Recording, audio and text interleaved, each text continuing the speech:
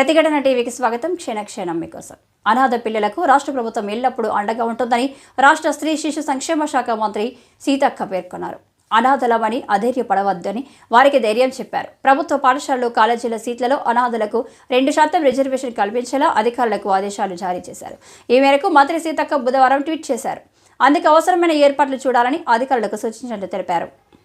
అంగన్వాడీ కేంద్రాలను ప్రాథమిక పాఠశాల పరిసరాల్లోనే ఉండేలా చర్యలు తీసుకోవాలని మంత్రి సీతక్క అధికారులకు సూచించారు. స్కూలు ఆవరణలోనే ఫ్రీ స్కూల్ ఏర్పాటుపై అధ్యయనం చేయాలని చెప్పారు. అంగన్వాడీ కేంద్రాలకు స్థానిక మండలాల నుంచే పలు సరఫరా చేయాలని సూచించారు. కాగా అంతకుముందు రోజు సీతక్క శ్రీ శిశు సంక్షేమ శాఖపై అధికారులతో సమీక్ష నిర్వహించారు. ఈ సమావేశంలో శ్రీ శిశు సంక్షేమ ముఖ్య కార్యదర్శి వాకాటి కరుణ, ఇతర ఉన్నతాధికారులు పాల్గొన్నారు. ఈ సమావేశంలో సీతక్క మాట్లాడుతూ దత్తత నిబంధనలు క్లిష్టంగా ఉండడంతో చాలా మంది పిల్లల దత్తతకు ముందుకు రావడం లేదన్నారు. నిబంధనలను సరళతరం చేసే అవకాశాన్ని పరిశీలించాలని అధికారులకు సూచించారు. మహిళా ఉద్యోగస్తుల కోసం సిటీలు, జిల్లా కేంద్రాల్లో వసతి గృహాలను, ప్రతి జిల్లాలోనూ వృద్ధాశ్రమాలను ఏర్పాటు చేయాలని అధికారులకు సూచించారు.